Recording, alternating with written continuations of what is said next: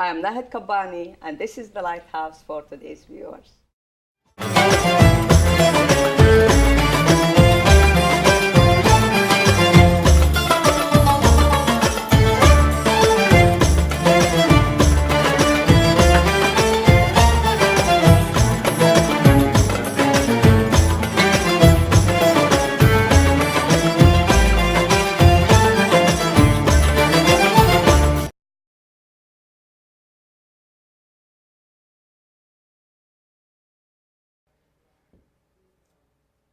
Welcome to our show. Happy New Year. At the beginning of the year, we will share with you some kind of happy ending to hard situation in life.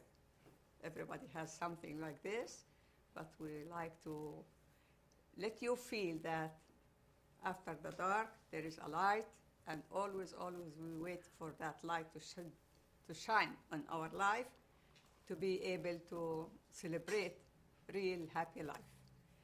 Today I have a special guest. As usual, from time to time I bring that stories, nice stories from Toastmasters to you, because I feel the value in it, and I feel that I like to address it to you, my viewers, because this is something kind of experience in life. If we have it, if we know about it, we will learn something, and we will let somebody know through us maybe about that thing or story. Maybe they will never ever think about it or find somebody to tell them about. So I have a special guest, and I will let her introduce herself to you. Will you please? Yes. Welcome to our show. Thank you very much. Please introduce yourself to our viewers. Okay, very honored to be here. My name is Wendy Williams, and I'm in Toastmasters with Nahid, which is wonderful, and that's where I met her. And I've been a community college English teacher for almost 20 years, and I retired early because I wanted to do work with post-traumatic stress and helping people to work with post-traumatic stress through writing. Since I'm a writer, and since I teach writing, and since I myself have post-traumatic stress, I've used writing to help myself heal from post-traumatic stress, and I'd like to help others learn to heal from it too. So you learn from your experience that writing will help that kind of situation. Oh, yes. That's wonderful. Yes. What about the Toastmasters? How it helped you in this list? Why you are in Toastmasters? Well, Toastmasters is helping me because it's very different teaching and speaking. Mm-hmm. And I need to learn more about the difference so that I can become a better speech maker. Mm-hmm. I'd really like to speak to more audiences about this issue, and Toastmasters is helping me gain confidence and really nutshell it, really focus on it in a short time. In Toastmasters, you can only give a short speech often. Mm-hmm. So you may have a very complicated topic, but you have to narrow it down to a very small window. And they're teaching me to do that. And also, Toastmasters is so supportive. Yes. that you feel like you can do it.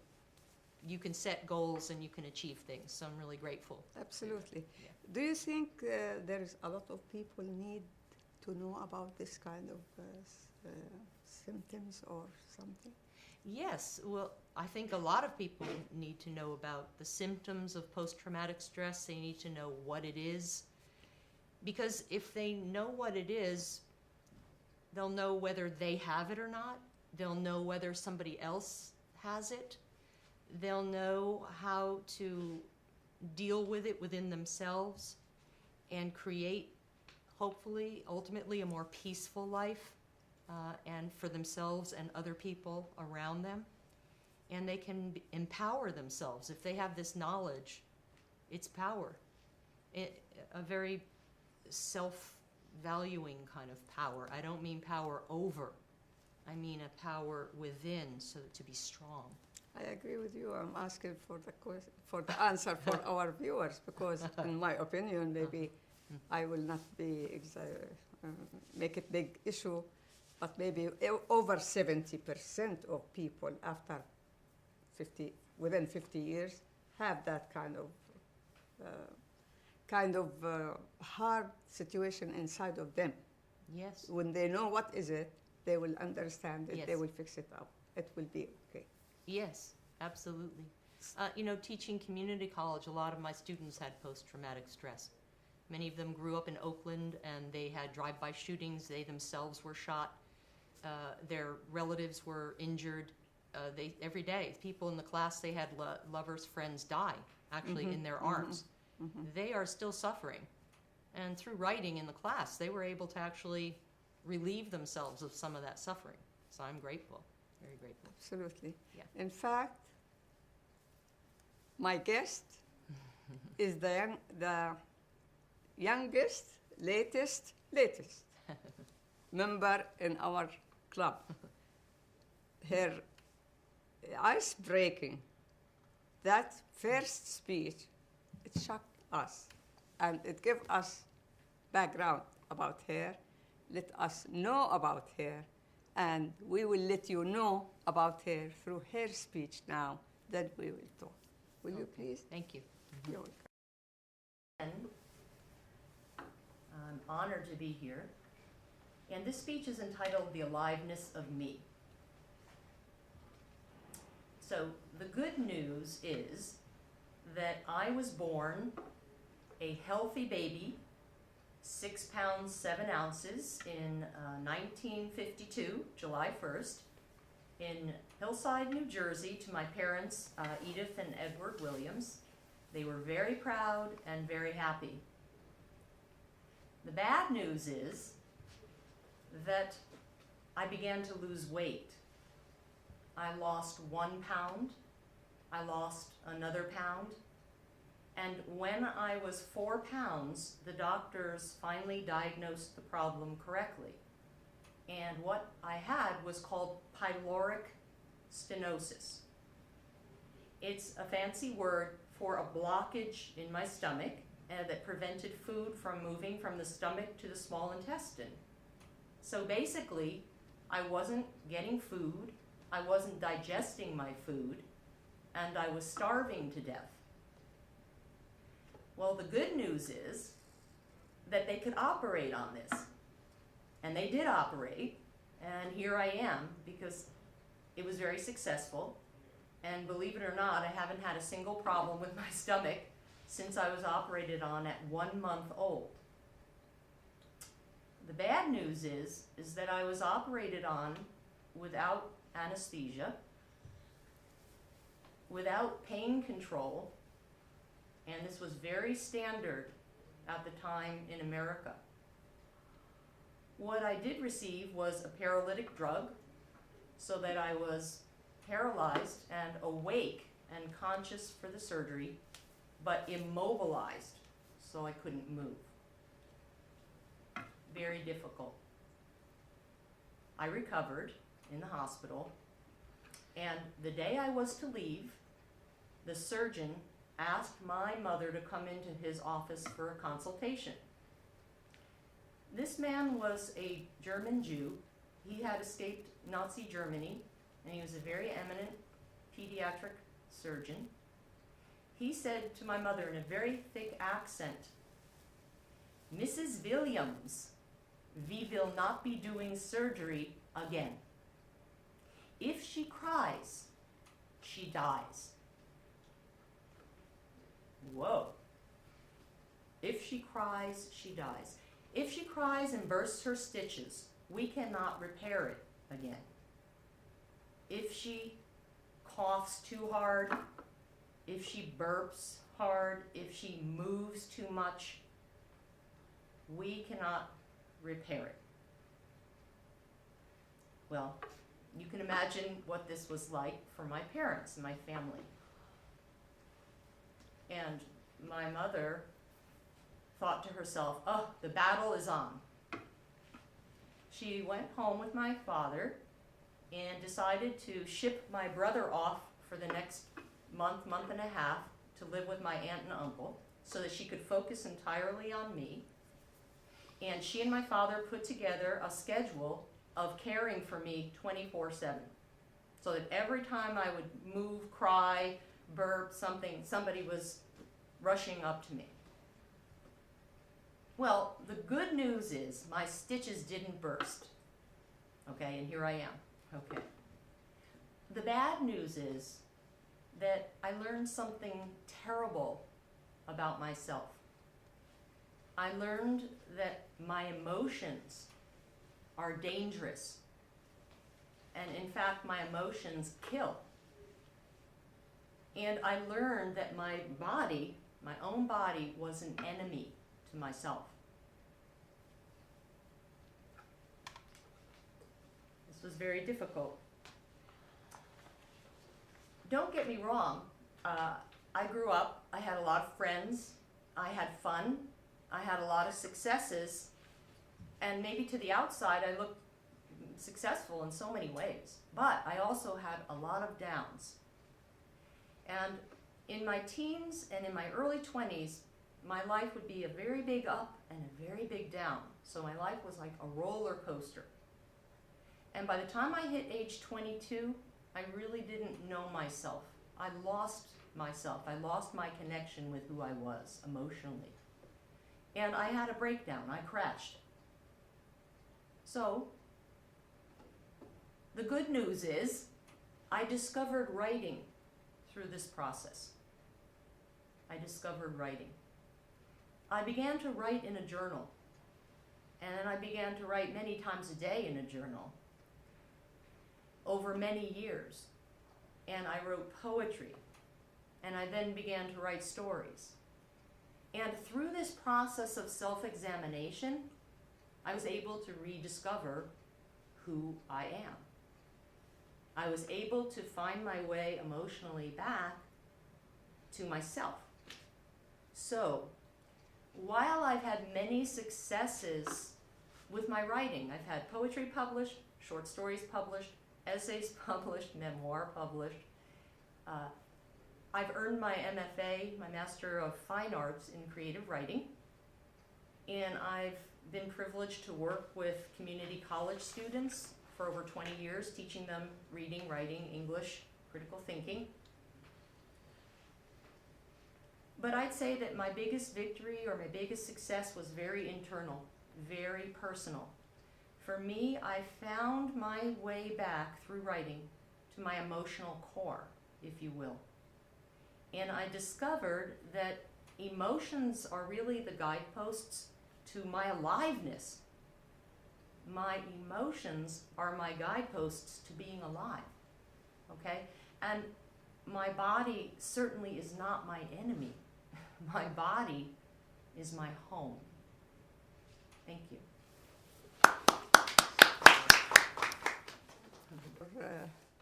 That emotional speech, actually.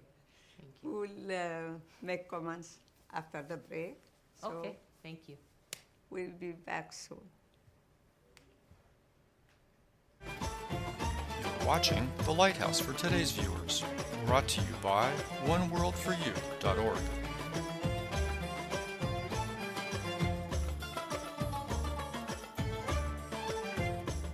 We heard the speech from our guests. Let's find out some information, details, how she got her feeling about what she have as medical things. So it is really unbelievable and complicated little bit. So how did you Yes. get to know yourself, at least your problem, to be able to address it this nice way? Yes. Well, what helped immensely was when I was 26 years old, I found a very helpful therapist who worked with me, and she understood this somewhat. So she helped me, and from that, actually, I must say, I was able to finally cry. I was very terrified to cry because I thought if I cried, I would die. It was very unconscious. Yeah. But she helped me to feel very comfortable crying, and I spent, I would say, on and off a few years writing, working with my emotions, and living a very simple life so that I could put my life back together again. And then I actually ended up going back to school. Oh, that's wonderful. Yes. So how did you find the reason of the fear? So then my life was going quite well, and I had a career and partner and friends and money and my house and all kinds of wonderful things, and I still felt worthless in a sense. I still felt insecure.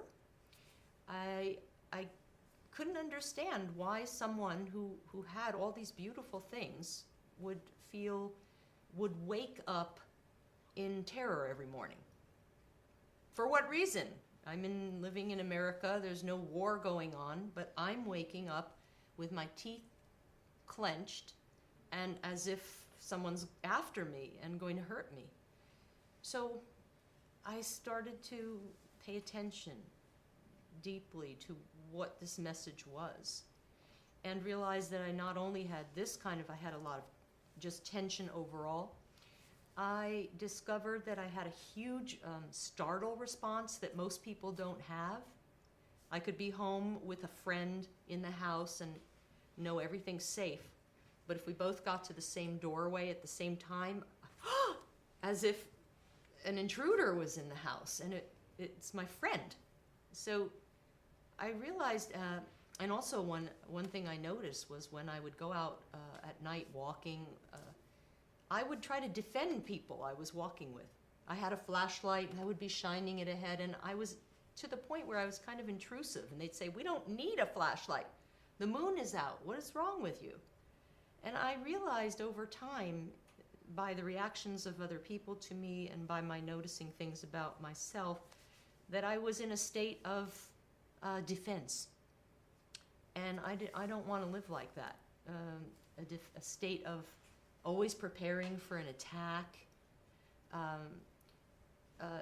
going to bed frightened, waking up frightened. It's just no way to really live. I wanted to find a peace within myself, so the writing was very instrumental in finding that peace. And also I did some breath, it's called Middendorf breath work. I did some body work that helped me make peace with my body.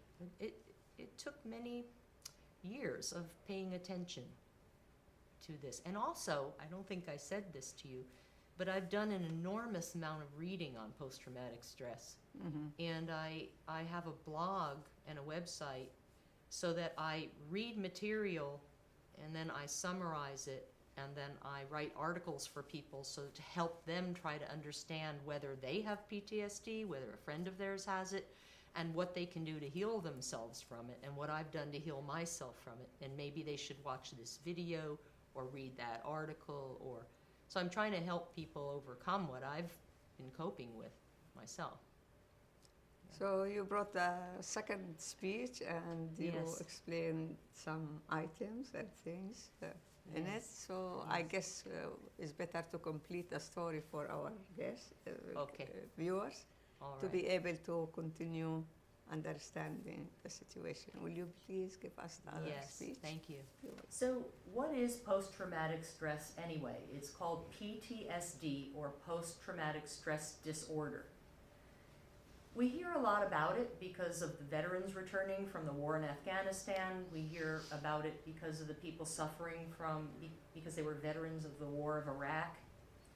But what we don't really realize is that many, many people have post-traumatic stress disorder, and there's many reasons for having it, not just being a war veteran. In fact, more women have it. Rape victims are the biggest population of people that have post-traumatic stress. So how many of us realize that many suffer for many reasons, and how many realize what it actually is and that it can be healed and transformed? So what are some of the causes of PTSD?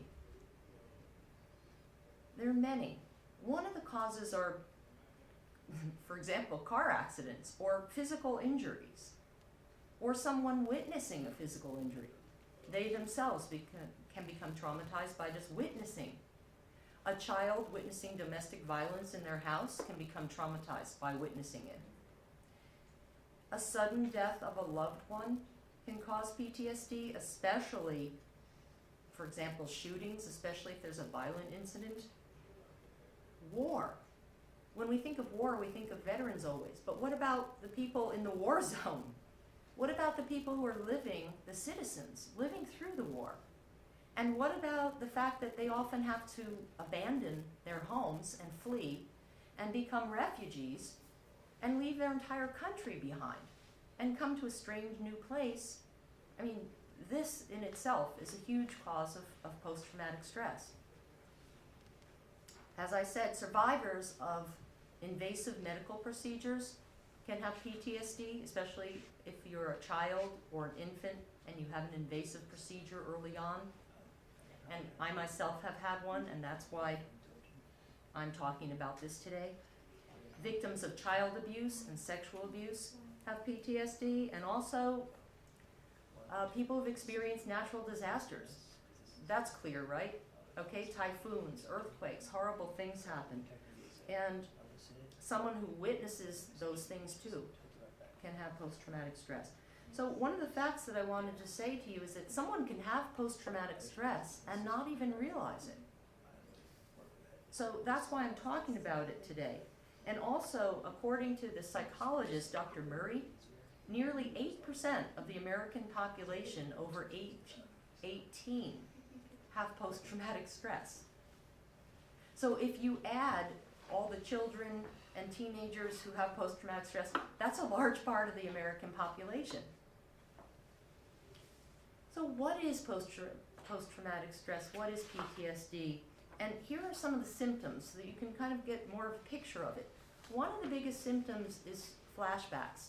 You can be just enjoying your day and somebody runs by in a red t-shirt and suddenly you're back 20 years in an alley, and because you're panicking because you were raped by somebody who was wearing a red t-shirt.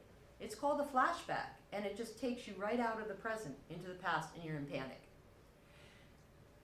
Nightmares, especially recurring nightmares. Many people suffer from those. And all kinds of body sensations that are very uncomfortable. Panic attacks, clenching of the jaw, gritting of the teeth, elevated blood pressure, numbing, tense muscles, all kinds of body, uncomfortable body sensations, but you don't know where they're coming from. Suddenly they're just there. A couple of more symptoms. There's an increased pain threshold, for example. Many people with post-traumatic stress, they don't feel anything. Their bodies are numb. Many people self-injure. They cut themselves, they burn themselves, they pull their hair, they slap themselves. They're emotionally detached from themselves. If you ask them how they feel, they may not even know how they feel. They may feel depression, which is very dangerous, and a couple of other things, outbursts of rage.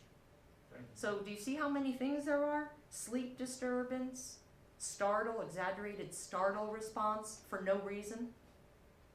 So post-traumatic stress is an injury. It's an injury to your nervous system. But it's not just mental, it's physical, it's emotional, it's like a condition. And it's the response of your brain and your body and your mind to helplessness in the face of danger or a situation that you perceive to be dangerous. You are in a dangerous situation, you can't fight your way out, you can't run away from it, and so you essentially freeze. And so your brain chemistry goes all out of whack. You're in shock, really. And until you discharge that energy, it manifests itself in all kinds of symptoms. And that's what post-traumatic stress is. When a trigger occurs, something very non-threatening, some shadow off to the periphery, you may react with a startle response as if you're being threatened because it reminds you of something. And these triggers can actually be diffused. You can learn what they are, and they can be diminished over time. So the key is to try to transform the post-traumatic stress, try to heal from it. And the way that you do this is over time you desensitize yourself. You go little by little and kind of unfuse or defuse these triggers. And an example I have very briefly is one day a few months ago I was looking at my video, And I had the computer on my lap, on my stomach, and the screen up, and I was enjoying this wonderful documentary, and all of a sudden I feel panic. And my heart starts to race, and I'm barely breathing, and I'm terrified. And I think to myself, oh boy, this is a PTSD moment, because I know I have it and I can figure this out. So I say to myself, what happened? So I look around the room and realize that in my screen there's a glaring bright light. And this bright light is a reflection of my lamp next to my bed. But what I'm realizing is it reminds me of the surgery lights from when I was an infant. There's incredibly bright lights on, and they're overhead, and so I was back like 60 years in a panic. So all I had to do, though, because I know about this, is tip my screen forward till the little glare was gone. And I said, you know what, I'm going right back to my video because I love this documentary I'm watching, and boom, I was just right back with it. So that's one of the ways you can actually work with this. So basically, to sum up, there's many causes for PTSD, and there's many people suffering from post-traumatic stress disorder. So I want to urge you to be kind to everyone and give everyone the benefit of the doubt in your everyday life, because you really don't know what people are going through. Thank you.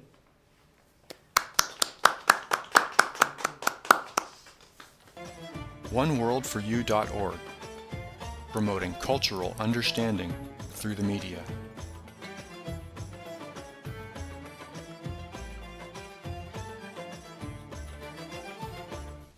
It was really unbelievable speech, Oh, good. really. And the way you addressed the issue, it is a big issue and hard to understand, but you Yes. addressed that issue simply and softly, and people, our audience understand it also. Good. That makes me really Really, you are right, absolutely.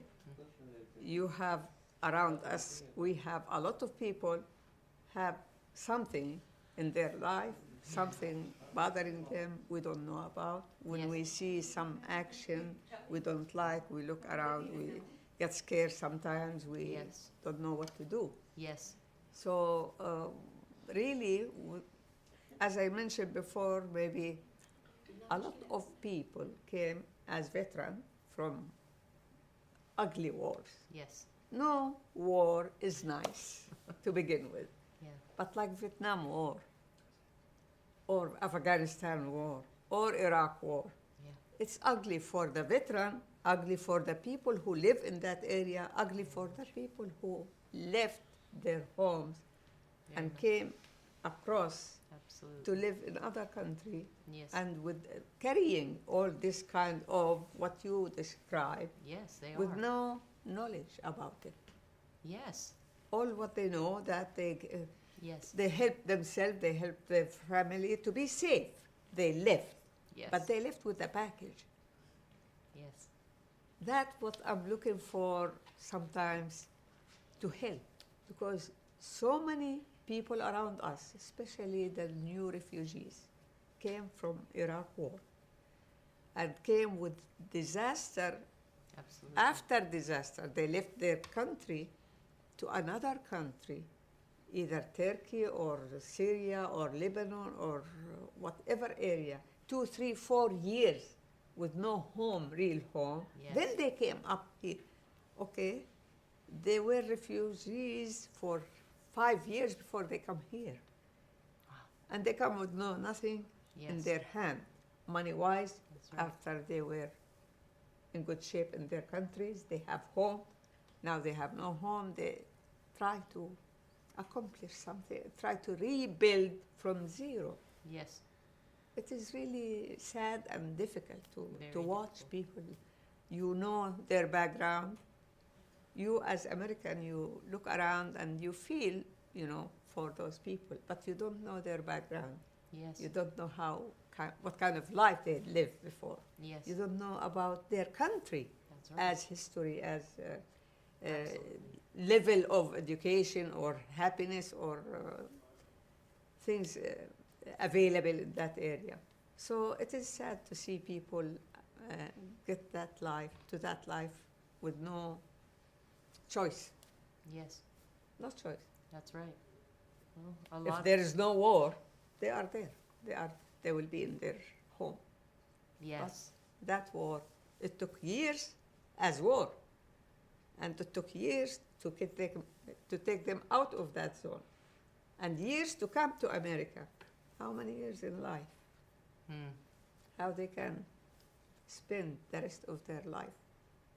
Can they be happy after all? Can we Yes. help them to be happy? Well, I think we can help them to be happy. What I see happening is that many people who have PTSD, and I've met actually many refugees in my teaching at community college in the Bay Area. I was teaching in Oakland, so I taught a lot of different Those Auckland families. didn't go to any war. They are here. No, I've taught, some of my students were from Iraq, Okay. Afghanistan, Mali, Ethiopia, Eritrea, very, very difficult situations. No, Syria, and they came as refugees, some of them. So you heard a lot of stories. Oh, like yes, this. especially as an English teacher with writing. You know, that's your job, is to draw people out and draw their stories out and listen and help them to communicate them. But many people don't understand that they have post-traumatic stress, and they think that it's just their personality, or they think that, oh, they just have these outbursts of rage because they're just high-strung. It's just their personality. And I say, no, it's not your personality. You are suffering from a condition that if you understood it, you could unplug that rage and you could figure out how to do it. But because we don't have the information, and you can't do it. How you communicate with them as other languages? Well, I mean, if they're here as refugees, they're in my classes, they have some expertise or some use of English. Okay. And so they're, no matter how small, they can use writing to just get out, and talking to others also. So, I mean, when you are able to communicate this and have witnesses, that's part of healing. When you have other people listening to you that understand, then you feel some kind of relief and release, and you realize, well, wait a minute, I'm not, crazy. It's not just me. I'm not so alone after all. Other people start giving you their stories.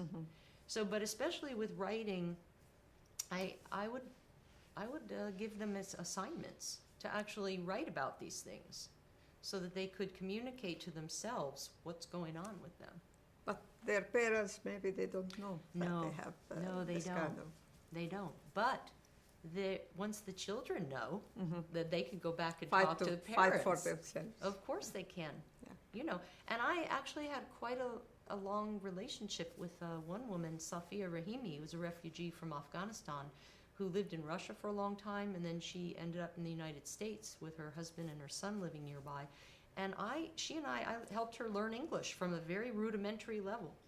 And we worked together, and we actually wrote a book together. She wrote the book, but I listened to her, and then I would give her language for it, and she would put it down. And what she was trying to do was help refugees, other people in her situation, come to terms with the fact that they can use their understanding of Islam and Allah and the principles of their religion to help them cope with post-traumatic stress, with all the stresses that they're going through in this new country, given the shock of the war and then the shock of coming here. And don't despair, she wanted to tell them. There's help for you.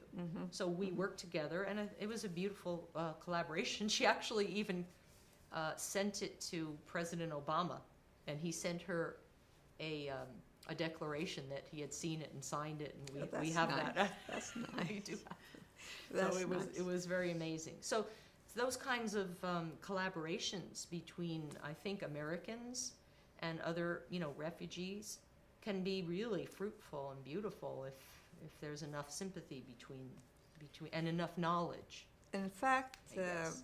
refugees still kept themselves away from being with American people.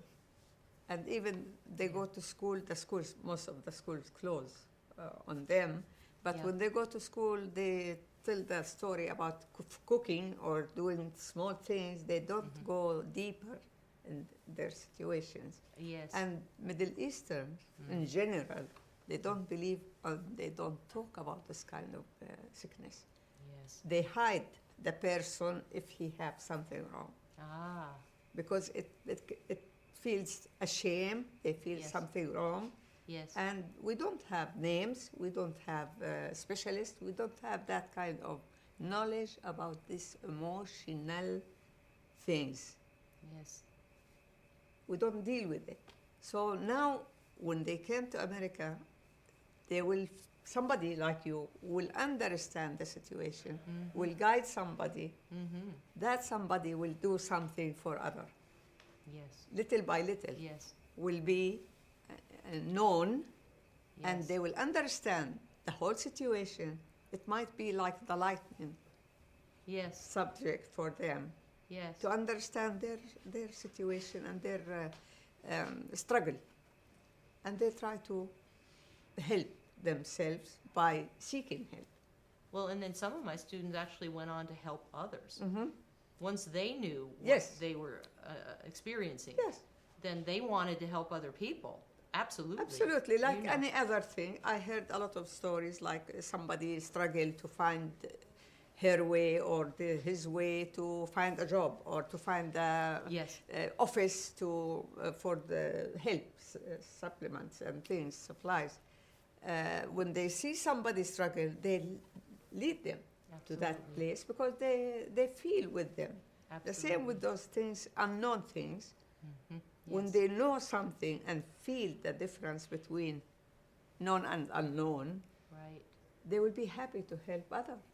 Because Yes, this is absolutely. the meaning of community. Especially they are community Yes. by themselves, still not involved with America.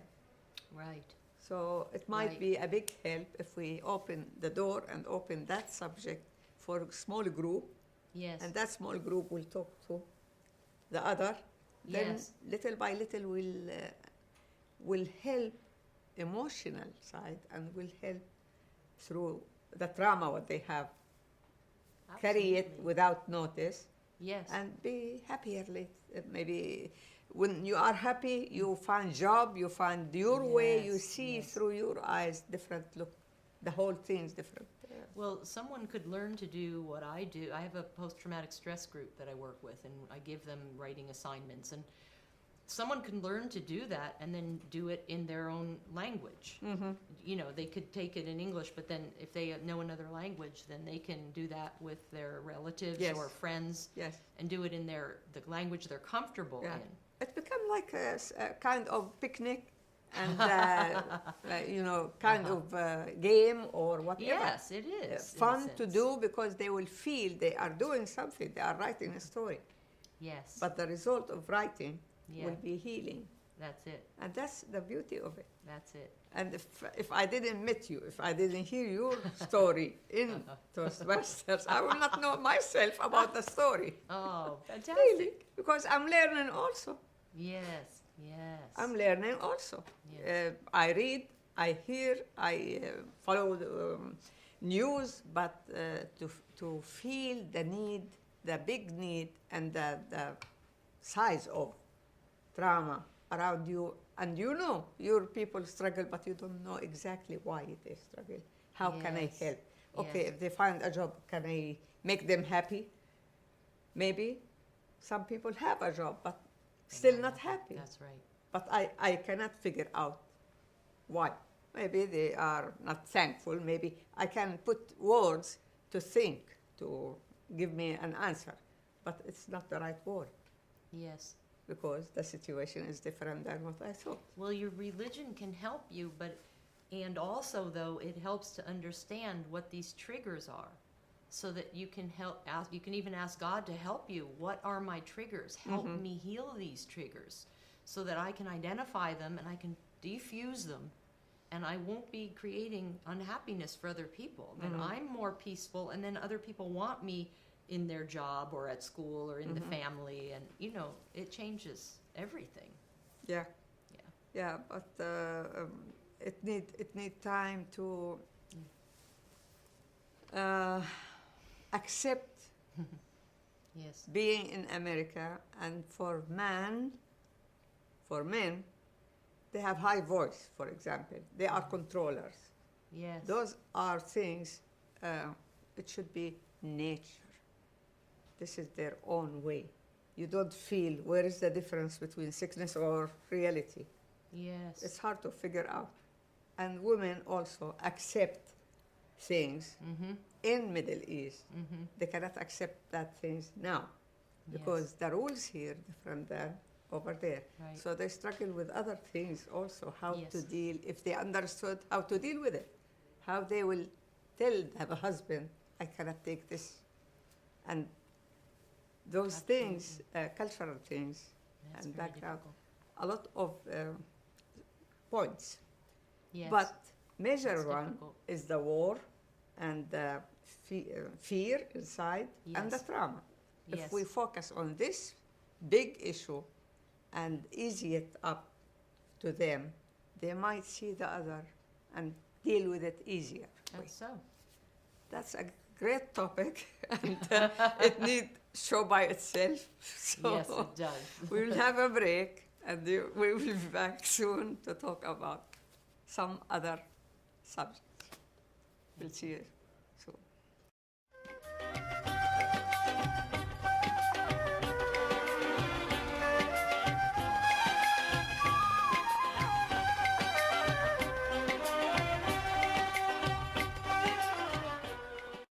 So this topic, actually, what we have today, it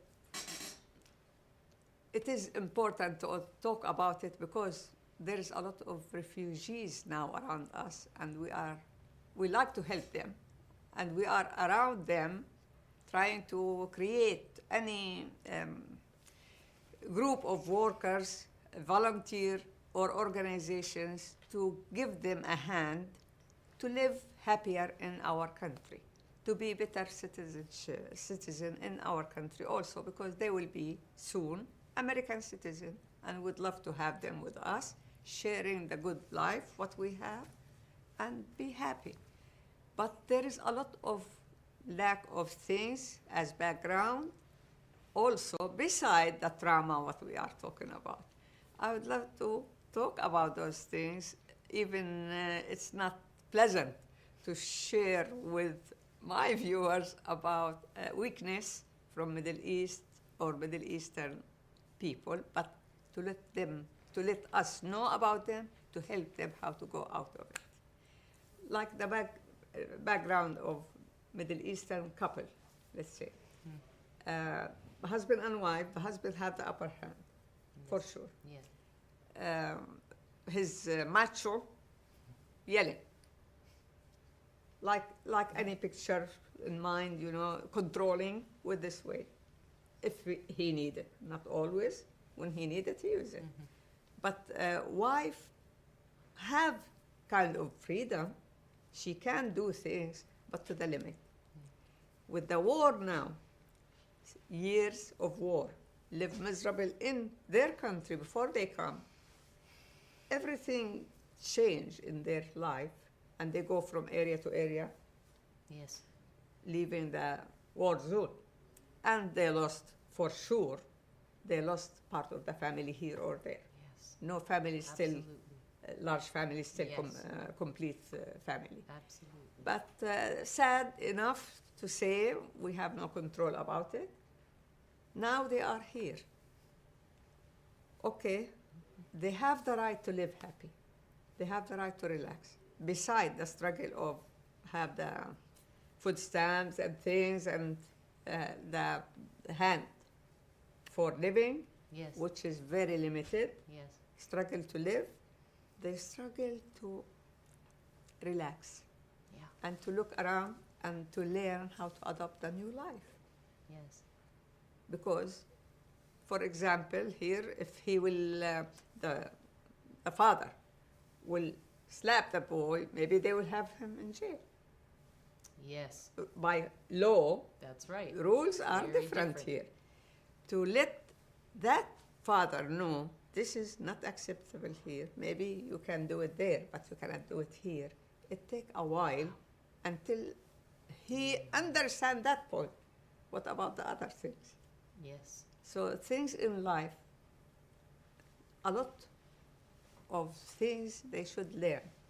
I heard a story from a friend of mine last night, maybe. She talked about when they come to the country, the organization who brought them here, they gave them a class, a lesson, how to behave in this country.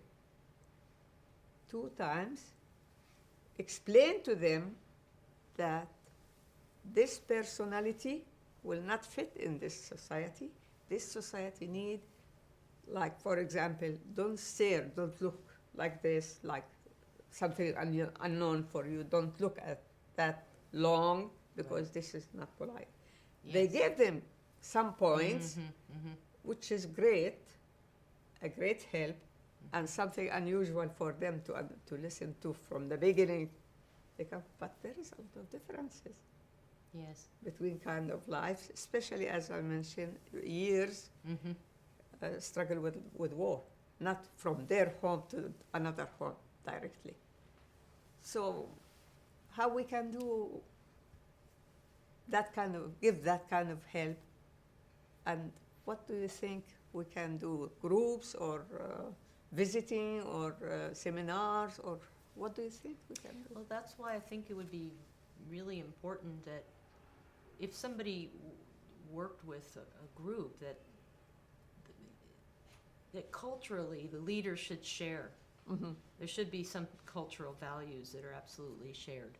I mean, I wouldn't feel really comfortable going into a group of men and women, you know, say refugees from Syria, for example, just myself. No, I don't have the cultural expertise. You would have to have somebody who had the cultural expertise, but ideally you would work in tandem with somebody who had some more education, you know, in other words, could communicate in English and then perhaps lead, you know, co-lead a group is possible. I've seen my students at college, which is fascinating. They're not my students. I had a colleague who was teaching English as a second language. So her students they didn't speak English. They were learning to speak English. Yes. And they were mostly women. The men did not come. And the women would become quite assertive over time. They learned. And I don't mean rude or aggressive, or they began to speak up more. Yes. And to help their husbands. I don't mean speak up in a negative. They spoke up for what they were understanding in the culture. Yes. Because they were at school. And the reason they came to school is because they realized that their children, they were becoming a rift with their children. In other words, there was a chasm being created. The children were in school in America, learning English and all the customs of English. And the parents are home, isolated from the American culture and with their own group. And they realized they were losing power, meaning they didn't have understanding of the children. So the children would stop listening to them. Yes. Well, you don't know what you're talking about. You're just home all day. I'm out here. And the parents said, oh, no. So we become nobody in their life. Yes, and so the mother said, oh, no, we're going back. They went back to school, many of them, and so that they could communicate and understand That's a good their reason. children. A good Beautiful, reason. beautiful. And then through that, I think the husband, too, I'm thinking of a particular family. Women easier to understand that point because she's closer to the kids also. Yes, yes. I'm thinking of one family in particular, his name I don't want, but she would, you know, communicate with her husband. And he began to listen more and more over time. It just takes just takes time and patience. Damage will go fast, but to repair the damage, it takes a lot of time. Yes, yes. So, you know, perhaps it could even start with a women's group where you have maybe, you know, that could proliferate over time into more of a men's group. But to have together, maybe no, because of the cultural. It's hard. Yeah, but I'm sure it would change over time. Women will accept the idea that I will learn easier than the man. Yes. Also. Yes. They will accept the idea because she is the leading the house no matter what. Even the man who is the head of the house, but usually the woman. Well, some of the male students didn't want to hear my authority. But because I had studied Islam for many years, I actually studied practiced Islam for about 10 years. And the males became very interested in me. And they started to come more and more to my classes, and they would tell all their friends to come. So we made friends over time. Mm-hmm. But at first they resisted my authority. Mm-hmm. It was difficult for them. Yeah. But once they knew that I understood, I didn't understand everything, but I understood, I had a common ground with them, then they opened up to me. Yes. It was very beautiful, actually. There is something to share together. Yes. Yeah. Yeah. So, these roads, there's possibilities. Yeah. Humanity Yeah.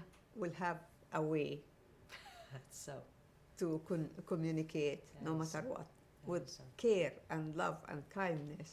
Yes, All kind of problem will be solved. I think so. Yeah. Mm-hmm. But really, you did open the subject to Mm-hmm. be taken care of. Really, we should take your advice. I hope so. I hope so, because once we understand these things, we can just Yeah, change especially the new ourselves. generation.